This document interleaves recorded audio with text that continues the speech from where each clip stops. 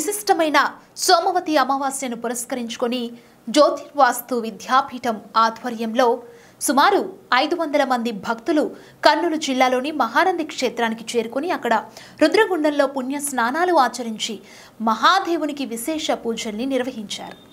సోమవతి అమావాస్యను పురస్కరించుకొని పవిత్ర స్నానాలు ఆచరించడానికి 3వ తేదీ రాత్రి సంగారెడ్డి నుండి బయలుదేరిన జ్యోతిర్వాస్తు విద్యాపీఠం భక్త బృందం 4వ తేదీ మహానంది చేరుకుంది. కర్నూలు జిల్లా మహానంది క్షేత్రానికి చేరుకున్న పీఠం భక్తులు అక్కడి రుద్రగుండంలో పుణ్య స్నానాలు ఆచరించి బ్రహ్మశ్రీ మహేశ్వర శర్మ సిద్ధాంతి ఆధ్వర్యంలో మహాదేవుడికి అత్యంత భక్తి శ్రద్ధలతో పూజలు నిర్వహించి తరించారు.